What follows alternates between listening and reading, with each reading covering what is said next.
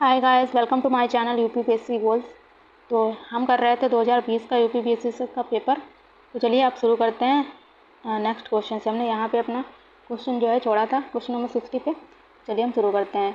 दिया गया है कि निम्नलिखित में से कौन सी भारत की नवीनतम पर्वत श्रेणी है। तो यहाँ पे हिमाद्री श्रेणी हमारी नवीनतम हो जाएगी। पश्चिमी घाट, अरावली श्रेणी, विंध्याचल श्रेणी, ये सारी पुरानी श्रेणियों में, प्रायद्वीपीय श्रेणियों में आती हैं। ठीक है, नेक्स्ट पे चलते हैं। उत्तर प्रदेश, ये तो हमारा करंट हो गया, इसको हम छोड़ते हैं। नेक्स्ट पे चलते हैं। राष्ट्रीय उद्यान है, उनको राज्य से मिलाना है। ठीक है, तो इंद्रावती राष्ट्रीय उद्यान कहाँ है? छत्तीसगढ़ में है। एक हमारा फोटो हो जाएगा। इसके बाद मोल्लेम जो है वो है गोवा में, तो बी का थर्ड। यहाँ पे हमारा एक ही ऑप्शन करेक्ट है। सी का हो जाएगा कलेसर जो है हरियाणा में, बेतवा झारखंड में है। ठीक है, तो नेक्स्ट पे चलते हैं। तो करंट का क्वेश्चन है, इसमें खनिज और किस शहर से सुमेलित, कौन कौन सा सुमेलित नहीं है वो इसमें पूछ रहा है। तो यहाँ पे हम देखते हैं तांबा जो है चित्रकूट, दुर्ग और लौह बेल्लारी, मैग्नीज भीलवाड़ा, बॉक्साइट कटनी। तो जैसा कि आप लोग जानते हैं तांबा जो है वो चित्रकूट में नहीं है, चित्रदुर्ग में नहीं है, हमारा राजस्थान में सबसे ज़्यादा मिलता है। और जो लौह के वो तो बेल्लारी है। मैग्नीज भीलवाड़ा, तो यहाँ पे हमारा कौन सा ऑप्शन करेक्ट हो जाएगा? एक और तीन यहाँ पे हमारा ऑप्शन करेक्ट हो जाएगा, क्योंकि जो मैग्नीज है वो भीलवाड़ा में नहीं है और तांबा जो है राजस्थान में है। तो नेक्स्ट क्वेश्चन पे हम चलते हैं। 64 तक हमने कर लिया। नेक्स्ट क्वेश्चन पे हम 65 पे चलते हैं। तो ये है करंट का क्वेश्चन। नेक्स्ट है, कश्मीर घाटी स्थित है कांगड़ा और धौलाधर में, पीर पंजाल और हिमाद्री पर्वत श्रेणियों में, और महाभारत धौला। तो महाभारत का कोई वही नहीं होता, क्योंकि ये तो पश्चिम में, कश्मीर घाटी उत्तर की तरफ है, तो पीर पंजाल और हिमाद्री श्रेणी इसका सही ऑप्शन होगा। नेक्स्ट तो करंट का है। नेक्स्ट चलते हैं। यमुना नदी की निम्नलिखित सहायक नदियों पर विचार कीजिए और उन्हें पश्चिम से पूर्व की ओर व्यवस्थित कीजिए। तो पश्चिम में सबसे पहले तो चंबल आती है, और तो चंबल हमारी एक ही ऑप्शन में दे रखा है। उसके बाद सिंध, केन और बेतवा। सिंध, बेतवा और केन, और ये ऑप्शन करेक्ट हो जाएगा। नेक्स्ट पे चलते हैं। कौन सा सम्मिलित नहीं है? देश और उनके खनिज उत्पादन के नाम दे रखे हैं। तो इसमें हमारा जर्मनी ऑप्शन करेक्ट हो जाएगा, क्योंकि नॉर्मंडी जर्मनी में नहीं है, बाकी सबसे करेक्ट होना चाहिए। तो हमारा करंट हो गया। नेक्स्ट पे चलते हैं। खट्टे रसीले फलों के लिए कौन सा जो है क्षेत्र बहुत विकसित है? तो ये भूमध्य सागरीय प्रदेश। नेक्स्ट भी करंट का क्वेश्चन है। यहाँ पे उष्णकटिबंधीय चक्रवात दिए गए हैं, उनके देश से मिलाना है। तो बिली बिली जो होता है ऑस्ट्रेलिया में होता है। डी का हमारा फर्स्ट हो जाएगा, तो ये दो जगह पे दे रखा है। अब नेक्स्ट है गाइज, आप लोग इस क्वेश्चन जैसे इस टाइप के क्वेश्चन जो आते हैं उनको जरूर अटेम्प्ट करिएगा, क्योंकि इसमें जो है चांसेस ज़्यादा रहते हैं सही करने के। तो आप थोड़ा सा चांस लगा के इसको सही कर सकते हैं, अगर एक दो भी आपको आ रहे हो एलिमिनेट करके। ठीक है, तो हरिकेन जो हमारा यूएसए में होता है, बी का फोर्थ ऑप्शन करेक्ट है। बी का फोर्थ, बी ऑप्शन में ही है। तो यह बैगू हो गया फिलीपींस, और टाइफून जो है चाइना का। ठीक है, तो नेक्स्ट पे चलते हैं। यूट्रिफिकेशन के संबंध में कौन सा कथन सही है? या जो सुपोषण यानी यूट्रिफिकेशन, यह क्या होता है? जल में घुलित ऑक्सीजन को कम कर देता है। ठीक है, यह जल निकाय के पोषक तत्व संवर्धन की घटना है। यानी कि इसमें क्या होता है कि जो हमारा तालाब होता है उसमें हरी हरी जो काई जम जाती है, जो एलगी हो जाती है, वहाँ पे ज़्यादा आ जाती है, क्योंकि उनको ज़्यादा पोषक तत्व मिल जाता है। ठीक है, और जब उनको ज़्यादा पोषक तत्व मिल जाता है तो पूरी वो सरफेस जो होता है पानी का उसको पूरा सा घेर लेती हैं, और उनकी संख्या इतनी ज़्यादा हो जाती है कि जो पानी में जो ऑक्सीजन होती है घुली हुई उसको वो कम कर देती हैं। तो यही यहाँ पे लिखा है, यूट्रिफिकेशन होता है जल निकाय के पोषक तत्व में बढ़ जाता है, और इसी प्रकार जो ऑक्सीजन घुली है नीचे जो जानवर होते हैं जल के, उसमें उनकी मात्रा कम हो जाती है। तो यही होता है हमारा यूट्रिफिकेशन। नेक्स्ट है, डार्लिंग श्रृंखला जो है कहाँ पर स्थित है? तो ये ऑस्ट्रेलिया के दक्षिण पश्चिमी तट पे स्थित है। तो गाइस आपको पता होगा कि अगर हमें ज्योग्राफी पढ़नी है तो हमें मैप को पास में रख करके ज्योग्राफी पढ़नी चाहिए। इससे क्या होता है कि हमारी मेमोरी पावर स्ट्रांग होती है, और जो हमें चीज़ें याद रहती हैं, रिकॉल करने में आसानी रहती है। तो नेक्स्ट क्वेश्चन पे चलते हैं, जिसमें दे रखा है कि जो घटनाएं हैं उनको कालानुक्रम में व्यवस्थित करना है। इसमें देखेंगे क्या होगा। तो प्रोजेक्ट टाइगर का माह कब आया था? यह आया था 1973 में, और प्रोजेक्ट हाथी आया था 1992 में। ठीक है, इसके अलावा वन्य जीव संरक्षण जो अधिनियम था 1972 में आया था, और जैव विविधता अधिनियम 2002 में आया था। ये गाइस ये क्वेश्चन कई बार आया हुआ है, पिछले साल भी ये रिपीट हुआ था 2019 के पेपर में, मैंने आपको सॉल्व करवाया था। तो इस बार भी रिपीट हुआ है। तो देखते हैं इस हिसाब से कौन सा इसका सही आंसर हो जाएगा। इसमें जो है सबसे पहले तो हमारा थर्ड ऑप्शन आना चाहिए, तो थर्ड ऑप्शन 2 में है। इसके बाद 72 के बाद 73 में प्रोजेक्ट टाइगर आया, थर्ड के फर्स्ट फिर सेकंड और फोर्थ, तो हमारा सी ऑप्शन करेक्ट हो जाएगा। नेक्स्ट पे चलते हैं, निम्नलिखित में से कौन सा महासागरीय धारा हिंद महासागर से संबंधित है, तो ये हमारी अगुलहास धारा। 79 क्वेश्चन देखते हैं, पारिस्थितिकी तंत्र से के विभिन्न घटकों से होकर पोषक तत्वों का जो गुजरना होता है वो क्या कहलाता है, इसको हम लोग जैव रसायन चक्र कहते हैं। ये भी कई बार रिपीट हो गया है, तो इसी हिसाब से इसीलिए जो प्रीवियस ईयर क्वेश्चन होते हैं वो काफ़ी ज़्यादा इंपॉर्टेंट होते हैं हमारी प्रिपरेशन में, क्योंकि वो कई बार रिपीट भी होते हैं, इसका फ़ायदा हमें मिलता है।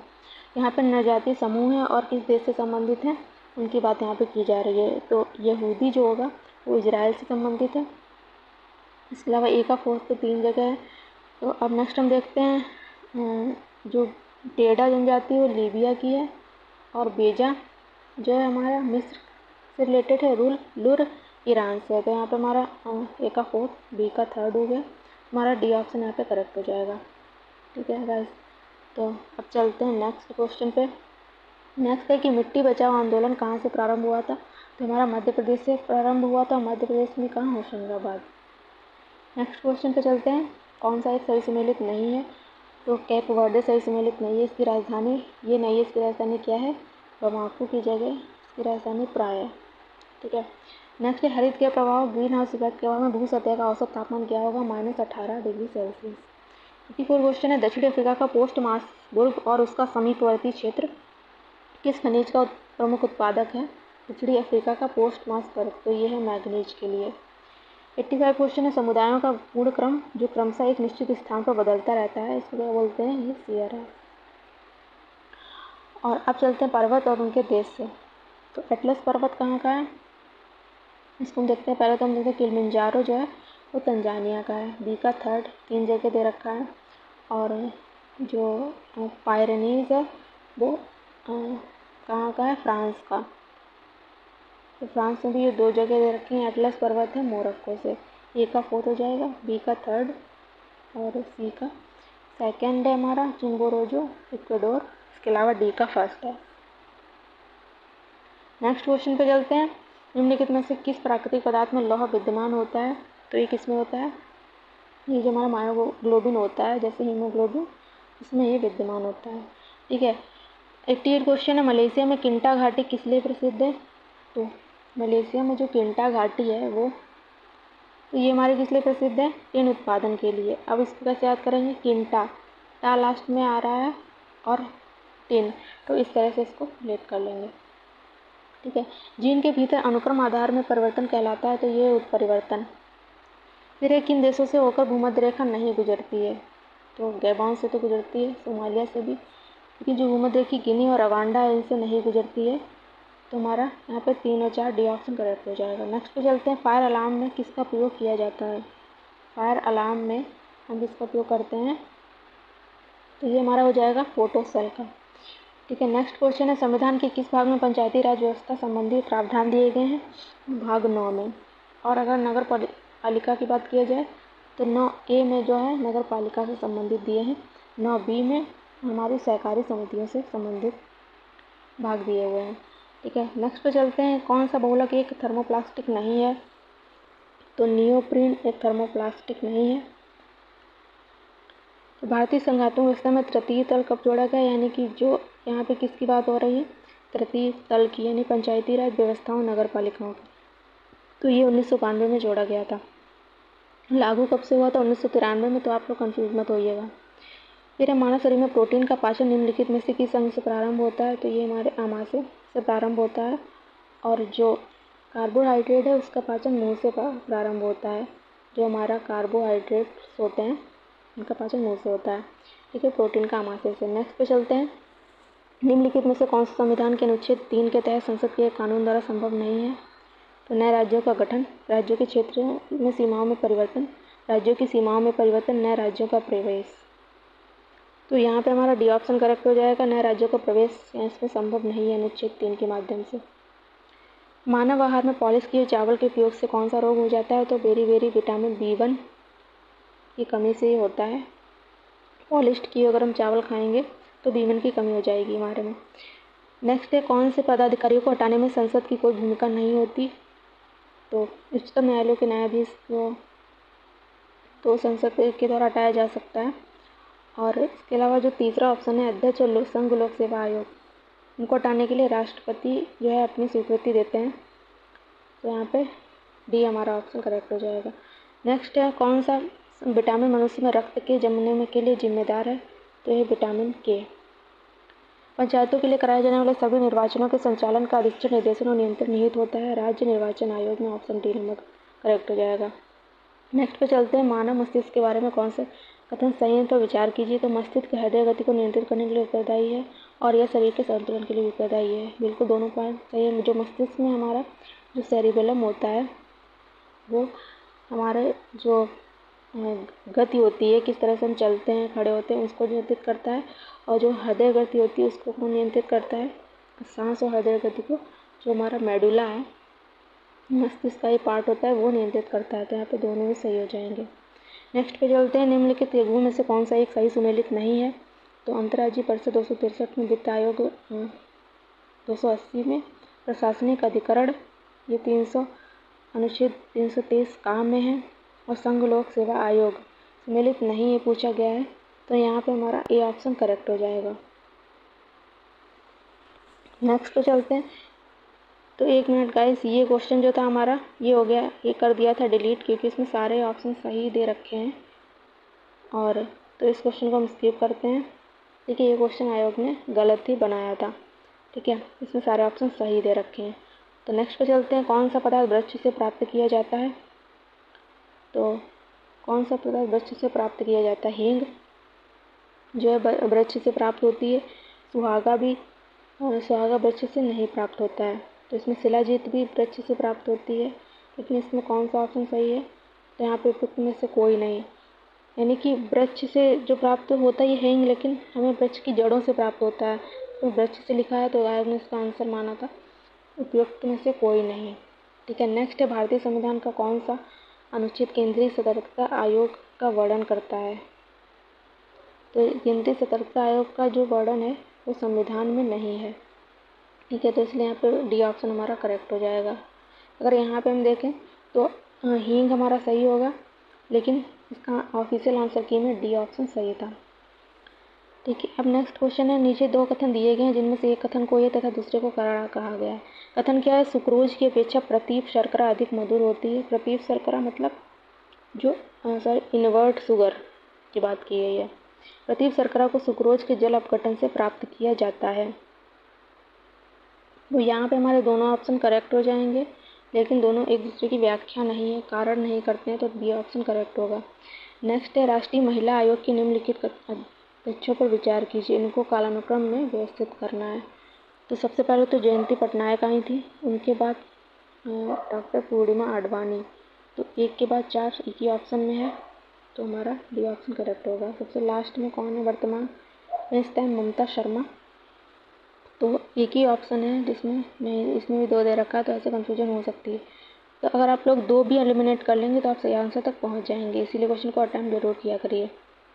नेक्स्ट है 107, सोडियम इसको उनके गुणों से मिलान करना है इसमें हमें। तो हम देखेंगे चांदी जो है सबसे अच्छा सुचालक होता है, सी का फर्स्ट हो जाएगा। पारा जो होता है कमरे के तापमान पर द्रव है, बी का सेकंड एक ही में दे रखा है, सी ऑप्शन में। सोडियम जो है चाकू से आसानी से काट सकते हैं, इतना सॉफ्ट होता है। लेड जो है इसमें का कुचालक होता है, तो सी ऑप्शन करेक्ट हो जाएगा। 371 और जे की बात की गई, तो ये यहाँ पे हिंदी में, वैसे आप लोग इंग्लिश में याद करिएगा, क्योंकि हिंदी में याद करने में कभी कभार हिंदी में भी जे 371 जे ही दे रखा होता है, तो रिस्क नहीं ले सकते। तो इंग्लिश में याद करेंगे तो आपको आसानी भी रहेगी और आपको पेपर में भी फ़ायदा मिलेगा।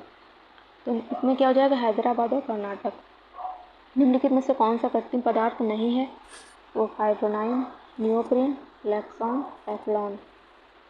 तो टेफ्लॉन जो है ये हमारा कृत्रिम पदार्थ नहीं है। सॉरी, इसका ऑप्शन यहाँ पे हो जाएगा ए, यानी कि फाइब्रोनाइन नहीं है, बाकी सब है। तो नेक्स्ट है, कौन सा सुमेलित नहीं है? मूल कर्तव्य भाग 4 ए में है, राज्य भाग 6 में है, भारत का महान्यायवादी 13, संघ राज्यों के अधीन जो सेवाएं हैं वो भाग 14 में है। तो यहाँ पे हम देखते हैं हमारा कौन सा सम्मिलित नहीं होगा, तो यहाँ पे ऑप्शन सी हमारा करेक्ट हो जाएगा। जो भाग 13 है वो महान्यायवादी से रिलेटेड नहीं है। ठीक है, अब नेक्स्ट हम 111 को मिलान करते हैं। नीला तोता क्या है ये? तो अभी हम देखते हैं जिंक फॉस्फाइड। जो चीज़ हमें ईजिली अगर हमें कुछ नहीं भी पता है तो कौन सा हमें पता होता है। सिल्वर आयोडाइड जो होती है कितनी वर्षा कराती है, और जिंक फॉस्फाइड जो रोडेंट नाशी कृंतक नाशी होते हैं, तो भी चूहों को भगाने के लिए यूज होता है। डी का 4th हो जाएगा और सी का हमारा फर्स्ट हो जाएगा, तो सी ऑप्शन करेक्ट। नीला तोता कवक नाशी हो गया। यूसिन जो है लाल स्याही होती है। इसके अलावा भारतीय संसद की सबसे बड़ी समिति कौन है? प्राक्कलन समिति। ये तो करंट का हो गया। अनुच्छेद नागरिकता से संबंधित है, तो ये है ऑप्शन सी। उत्तर प्रदेश के कौन से नगरों में, ये भी हमारा करंट का क्वेश्चन था, स्किप कर देते हैं। अब नेक्स्ट है कि भारतीय राजनीतिक व्यवस्था प्रकृति में निरंतरता और परिवर्तन के तत्व मूल रूप से पाए जाते हैं। भारतीय आधुनिक व्यवस्था में निम्न राजनीतिक कार्यशैली जैसे आधुनिक शैली, परंपरागत शैली तथा संत शैली के तत्व समाहित हैं। तो यहाँ पे हमारा ऑप्शन ए करेक्ट हो जाएगा, दोनों ही सही हैं। ठीक है, नेक्स्ट है प्रजनन के प्रतिस्थापन स्तर तक पहुँचने के लिए जनसंख्या की कुल प्रजनन दर TFR क्या होनी चाहिए? ये होनी चाहिए 2.1। राज्यों में मुख्यमंत्री सहित मंत्रिपरिषद की न्यूनतम संख्या क्या हो सकती है? तो न्यूनतम संख्या 12 हो सकती है और 15% से कम नहीं होनी चाहिए, इसका भी प्रावधान है। ठीक है, नेक्स्ट पे चलते हैं। भारत में गरीबी के अनुमान हेतु निम्नलिखित में से कौन से विधियों का प्रयोग किया जा रहा है? तो ये सिरगणना विधि, कैलोरी ग्रहण, पारिवारिक उपभोग व्यय, प्रति व्यक्ति आय से हम जो है गरीबी का निर्धारण नहीं करते, तो चौथा हमारा गलत हो जाएगा, बी ऑप्शन सही है। भारत के संविधान के आधारभूत ढांचे को सिद्धांत को किसने स्पष्ट किया था? किस केस में? तो ये था केशवानंद भारती बाद 1973 में। ये तो हमारा जो है करंट से रिलेटेड है, तो मैं फिर भी देख लेते हैं इसका ऑप्शन क्या है। इसका केवल 2 सही हो जाएगा। 5 लाख रुपए का मुफ्त स्वास्थ्य बीमा भुगतान नहीं करती है। कौन? आयुष्मान भारत योजना। ठीक है, नेक्स्ट इसमें पूछा गया कौन सा सम्मिलित नहीं है, तो अनुच्छेद 48 हमारा सम्मिलित नहीं है, क्योंकि कार्यपालिका पृथक्करण हमारे अनुच्छेद 50 में दे रखा है। नेक्स्ट है गाइस, तो यहाँ पे वीडियो को करते हैं एंड। नेक्स्ट वीडियो में मिलेंगे, आगे के क्वेश्चन बचे हुए करेंगे। तब तक के लिए देखते रहिए, पढ़ते रहिए। मेरे चैनल को प्लीज़ सब्सक्राइब करिए और लाइक भी करिएगा। कोई कमेंट में आपको बताइएगा वीडियो कैसा लगा, आपको क्वेश्चन हेल्प कर रहे हैं या नहीं, आपकी तैयारी कैसी चल रही है, ये भी जरूर बताइएगा। Thank you guys.